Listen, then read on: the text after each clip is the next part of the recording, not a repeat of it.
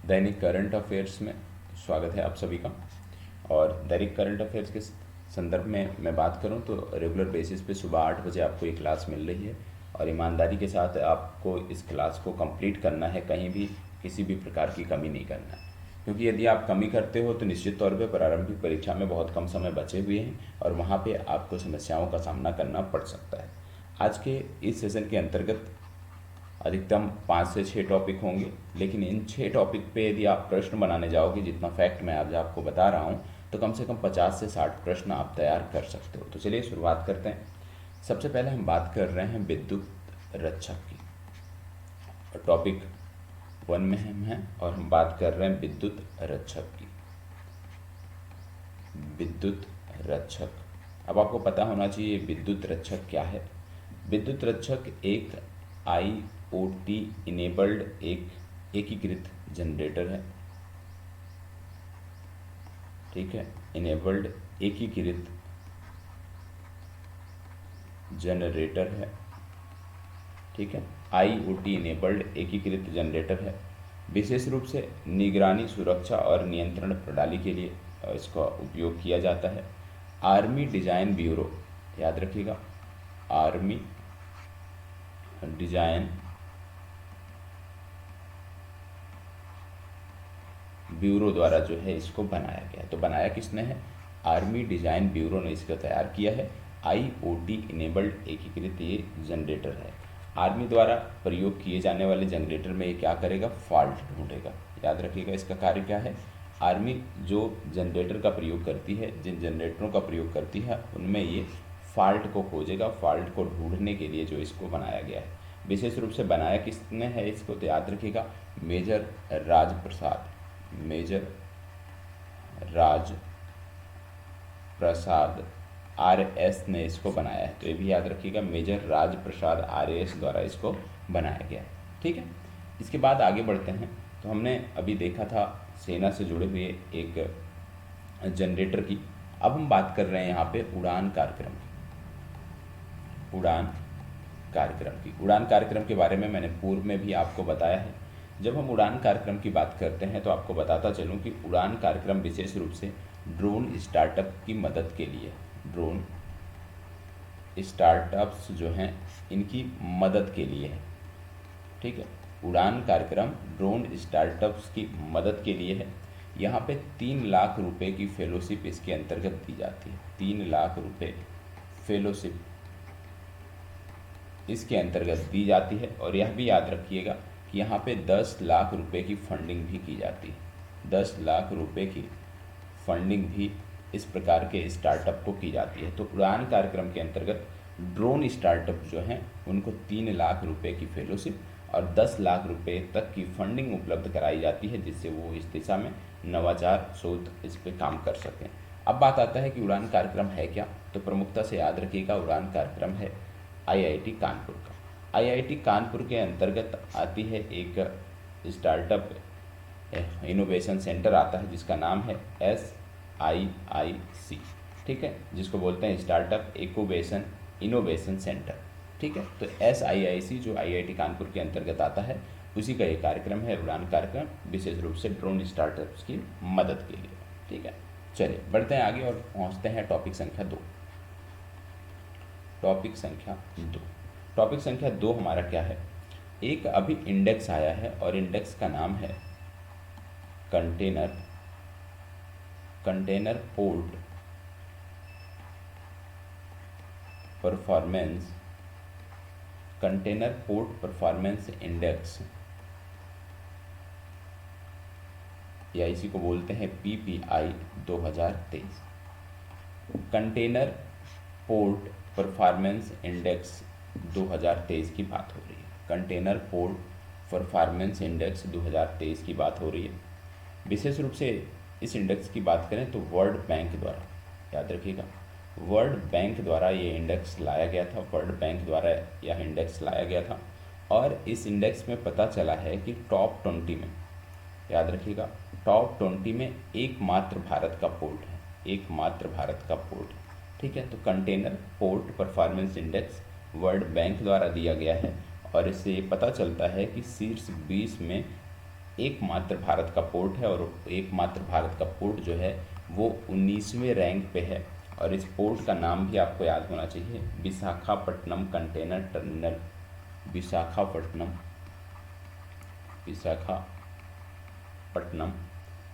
Container terminal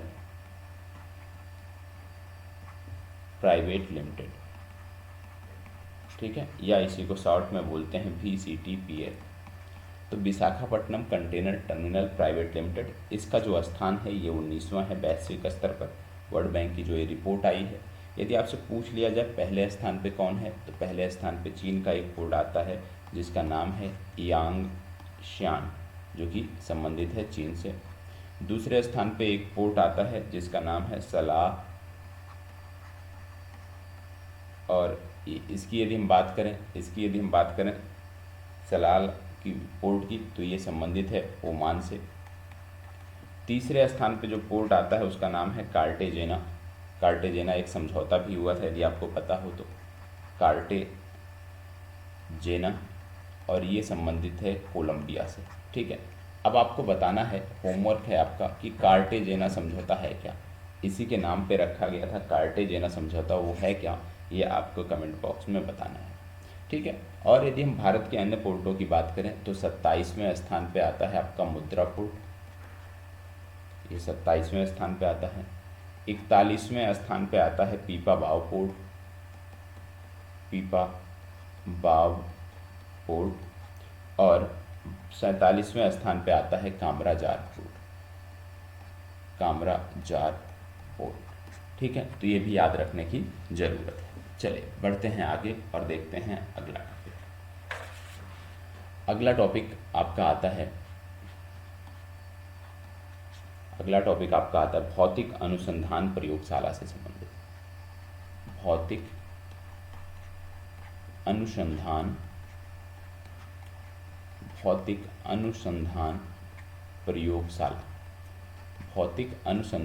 प्रयोगशाला।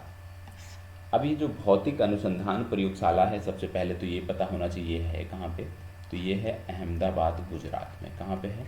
अहमदाबाद गुजरात में। तो भौतिक अनुसंधान प्रयोगशाला कहाँ है? अहमदाबाद गुजरात में। और ये बहुत ही महत्वपूर्ण फैक्ट है, विशेष रूप से बिहार के संदर्भ में। अब ये जो भौतिक अनुसंधान प्रयोगशाला है, इसके जो वैज्ञानिक थे, इन्होंने मंगल ग्रह पर क्रेटर खोजे हैं। कहाँ पे? मंगल ग्रह पर इन्होंने क्रेटर की पहचान की है। और कितने क्रेटर खोजे हैं? 3 क्रेटर की पहचान इन्होंने मंगल ग्रह पर की है। और मंगल ग्रह पर जो 3 क्रेटर ये खोजे गए हैं, ये खोजे किसके माध्यम से खोजे गए हैं? तो ये खोजे गए हैं MRO ऑर्बिटर के माध्यम से, ठीक है, MRO ऑर्बिटर की माध्यम से। और MRO ऑर्बिटर जो है ये मार्स पे है, मंगल पे है, और ये नासा का एक मिशन था, और उसी के माध्यम से ये 3 क्रेटर खोजे गए हैं। अब ये जो 3 क्रेटर खोजे गए हैं, इनके नाम आपको पता होना चाहिए, जो नाम रखे गए हैं। पहला नाम रखा गया है लाल क्रेटर, ठीक है, लाल क्रेटर। और ये जो लाल क्रेटर नाम रखा गया, ये प्रोफेसर देवेंद्र लाल के नाम पे रखा गया, प्रोफेसर देवेंद्र लाल के नाम पे रखा गया। दूसरा जो क्रेटर खोजा गया, उसका नाम इन्होंने रख दिया हिल्सा क्रेटर, हिल्सा क्रेटर। और हिल्सा क्रेटर का संबंध हो जाता है बिहार से। हिल्सा नालंदा जिले में, बिहार में एक कस्बा है, नालंदा में एक कस्बा है, उसके नाम पे इसका नाम रखा गया। और तीसरा जो क्रेटर खोजा गया, तीसरा क्रेटर है मुरशान। क्या है? मुरशान क्रेटर, ठीक है। और मुरशान क्रेटर की बात करें तो एक कस्बे के नाम पे रखा गया है, और ये कस्बा संबंधित है यूपी के हाथरस से, ठीक है। तो यहाँ पे इन तीनों क्रेटर का नाम पता होना चाहिए, लाल क्रेटर, हिल्सा क्रेटर और मुरशान क्रेटर।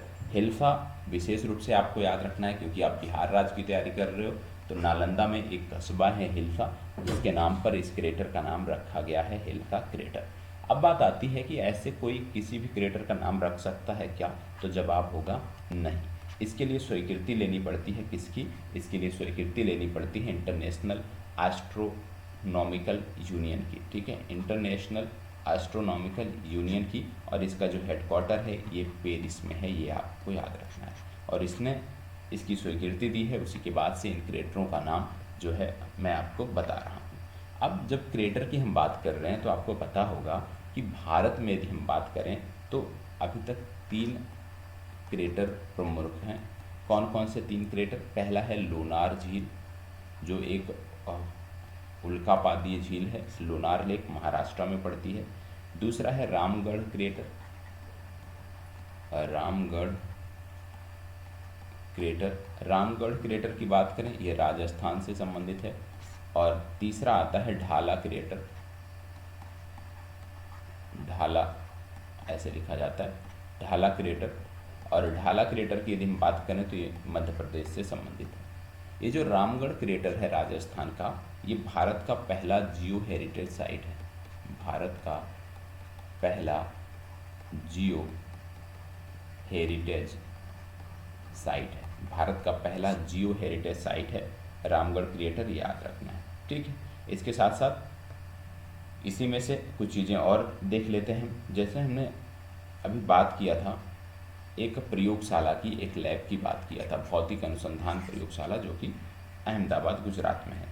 उसी से जोड़ के कुछ चीज़ें मैं और आपको बता देता हूँ। एक लैब इन दिनों और चर्चा में है जिसका नाम है लैब 45 आर्टिफिशियल इंटेलिजेंस। ठीक है, इंटेलिजेंस, या इसको बोलते हैं एआई, लैब 45 एआई प्लेटफॉर्म। और लैब 45 आर्टिफिशियल इंटेलिजेंस प्रोग्राम या लैब 45 एआई प्रोग्राम जो है, ये विप्रो द्वारा, किसके द्वारा लॉन्च किया गया है? विप्रो द्वारा लॉन्च किया गया है। और ये क्या करेगा? ये कंपनियों की दक्षता को बढ़ाएगा। ठीक है, कंपनियों की दक्षता को ये बढ़ाएगा, ये आपको याद रखने की ज़रूरत है। ठीक है, अब जब विप्रो की हम बात कर रहे हैं तो आपको याद रखना है विप्रो ने इसरो के साथ मिलकर, इसरो प्लस विप्रो, ठीक है, इसरो के साथ मिलकर विप्रो ने एक 3D प्रिंटेड रॉकेट इंजन बनाया है, ये भी आपको पता होना चाहिए। ठीक है, इसरो और विप्रो ने मिलकर एक 3D प्रिंटेड रॉकेट इंजन भी बनाया है। आगे बढ़ते हैं। तो अभी तक 2 टॉपिक हमारे समाप्त हुए, 3 टॉपिक समाप्त हुए, और 3 टॉपिक में आपने देखा कि कितने सारे प्रश्नों को जोड़ा जा सकता है। चलिए बढ़ते हैं आगे और देखते हैं टॉपिक संख्या 4। टॉपिक संख्या 4 में यदि हम बात करें तो हम यहाँ पे बात कर रहे हैं यूनाइटेड नेशन की। जब हम यूनाइटेड नेशन की बात कर रहे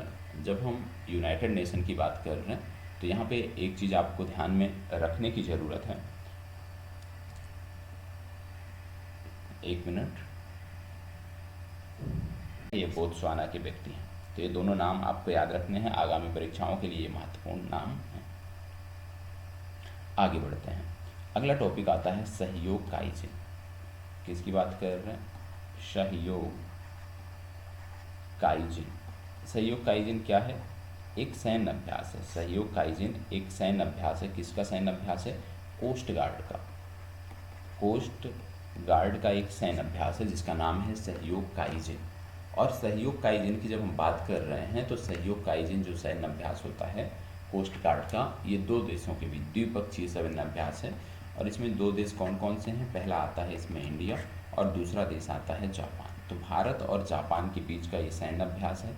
चेन्नई में ये हाल ही में संपन्न हुआ था, इसको याद रखने की आवश्यकता है। जब हम जापान की बात करते हैं तो आपको पता होगा जापान की राजधानी है टोक्यो, जापान की मुद्रा है येन, और यहाँ की संसद को हम बोलते हैं डाइट। इतनी जानकारी आपको पता होना चाहिए। अब क्या जापान के साथ कोई और सैन्य अभ्यास हम करते हैं? जी हाँ, एक सैन्य अभ्यास का नाम है धर्म गार्जियन सैन्य अभ्यास हम इनके साथ करते हैं। दूसरे सैन्य अभ्यास का नाम है जिमेक्स 24, ये भी हम इनके साथ करते हैं। और तीसरे सैन्य अभ्यास का नाम है सिन यू मैत्री, ये भी इन्हीं के बीच का सैन्य अभ्यास है, तो इसको भी याद रखने की ज़रूरत है। तो सहयोग काइजिन, धर्म गार्जियन, जिमेक्स और सिन यू मैत्री, ये सब याद रखने की ज़रूरत है क्योंकि ये बहुत ही महत्वपूर्ण सैन्य अभ्यास हैं जो भारत और नेपाल के बीच आयोजित किए जाते हैं। अगला टॉपिक संख्या 5। टॉपिक संख्या 5 संबंधित है एक रैली से जिसका नाम रखा गया है डेल्टा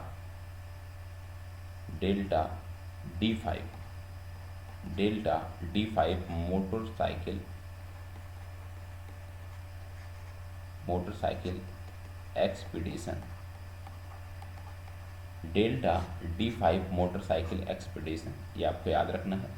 इसमें है क्या, इसमें विशेष रूप से 3 टीमें बनाई गई हैं, 3 टीम इसमें बनाई गई हैं, और ये जो 3 टीम है ये अलग अलग स्थानों से दिल्ली के लिए निकलेगी। ठीक है, अलग अलग स्थानों से ये दिल्ली के निकलेगी। एक टीम आ रही है द्वारका से, गुजरात से, दूसरी टीम आ रही है धनुषकोडी से, ठीक है, और तीसरी टीम जो आ रही है वो आ रही है डिब्रूगढ़ से। और ये आएंगे दिल्ली, और दिल्ली आने के बाद जब ये मिल जाएंगे आपस में तब ये जाएंगे गन हिल लद्दाख। कहाँ जाएंगे, गन हिल लद्दाख जाएंगे।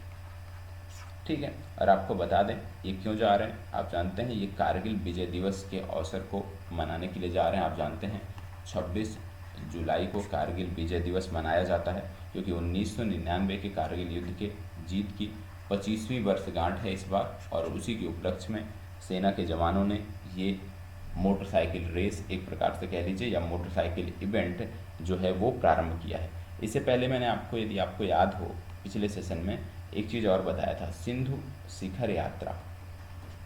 सिंधु शिखर यात्रा भी मैंने बताया था कि सिंधु शिखर यात्रा विशेष रूप से नेवी के जवानों की है, जिसमें नेवी के 40 जवान हैं जो दिल्ली से लेह जाएंगे, और दिल्ली लेह और पुनः दिल्ली आएंगे, और इसमें कुल मिला के ये 3600 किलोमीटर की दूरी 18 दिनों में तय करेंगे। और इनका उद्देश्य क्या है, कार रैली का उद्देश्य क्या है कि भारत के जो रिच मैरीटाइम हेरिटेज हैं उनके बारे में जागरूकता का प्रसार करना। तो सिंधु शिखर यात्रा हो गई, या D5 मोटरसाइकिल एक्सपीडिशन या रैली हो गई। दोनों को याद रखने की ज़रूरत है, दोनों सेना के जवानों से संबंधित है। सिंधु शिखर यात्रा नेवी से संबंधित है, और D5 की बात करें तो ये आर्मी के जवानों से संबंधित है। दोनों का उद्देश्य आपको पता होना चाहिए। ठीक है, तो इतना ही, बढ़ते हैं आगे और देखते हैं आगे का टॉपिक संख्या 6। टॉपिक संख्या 6 में जब हम जाते हैं तो टॉपिक संख्या 6 में हम देखते हैं FIH हॉकी पुरुष जूनियर विश्व कप। FIH हॉकी पुरुष जूनियर विश्व कप। ठीक है, FIH हॉकी पुरुष जूनियर विश्व कप की हम बात कर रहे हैं। यहाँ पे आपको याद रखना है कि 14वीं बार ये होने जा रहा है, ये इसका 14वां संस्करण है। पहली बार यदि हम बात करें, पहली बार इसमें 14वें संस्करण में 24 टीमें हिस्सा ले रही हैं। ठीक है, पहली बार इसके 14वें संस्करण में 24 टीमें हिस्सा ले रही हैं। और होस्ट कौन सा है इसका, इस बार इसका होस्ट है भारत, और भारत इस प्रतियोगिता का चौथी बार होस्ट है, या चौथी बार इसको आयोजन भारत में हो रहा है। कब कब हुआ है, भारत में 2013 में हुआ है, 2016 में हुआ है, और 2021 में हुआ है। 2013 में न्यू दिल्ली, 2016 में लखनऊ, और 2021 में भुवनेश्वर में इसका आयोजन हुआ है। तो ये भी याद रखने की ज़रूरत है। जब हम बात करते हैं FIH, तो आपको बता दें हॉकी की सर्वोच्च संस्था है, फुल फॉर्म है इंटरनेशनल हॉकी फेडरेशन। इसका हेडक्वार्टर यदि हम बात करें तो इसका हेडक्वार्टर लुजॉन शहर में है, और वर्तमान समय में तैयब इकराम जो है ये इसके प्रेसिडेंट हैं, याद रखना। 14 बार में यदि हम बात करें तो सबसे ज़्यादा बार 7 बार जर्मनी ने इसको जीता है। ठीक है, जर्मनी ने जीता है। 2 बार भारत ने इसको जीता है। कब कब भारत ने जीता है, पहली बार भारत ने जीता था 2016 में, और एक और जीता था 2001 में। 2001 में ऑस्ट्रेलिया में आयोजन हुआ था, और 2016 में जब लखनऊ में आयोजन हुआ था वहाँ भी भारत ने इस प्रतियोगिता को जीता था। तो याद रखना है, इस बार भारत इसका आयोजक देश है। आगे बढ़ते हैं। अगला है एक म्यूजियम से संबंधित, और इस म्यूजियम के बारे में आपको पता होना चाहिए, अर्शमोलेन म्यूजियम। अर्शमोलेन म्यूजियम, इस म्यूजियम की यदि हम बात करें तो ये संबंधित है ऑक्सफोर्ड यूनिवर्सिटी से। कहाँ से संदर्भित है, ऑक्सफोर्ड यूनिवर्सिटी से संबंधित ये म्यूजियम है। और चर्चा में ये क्यों है, आपको ये भी बता दूं कि ये यूनाइटेड किंगडम का पहला सरकारी म्यूजियम है, पहला सरकारी म्यूजियम है, ये भी याद रखना है। यूके का ये पहला सरकारी म्यूजियम है। और यहाँ पे यह भी याद रखना है कि 16वीं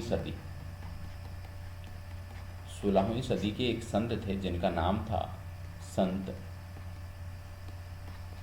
तिरुमंकई अलवर।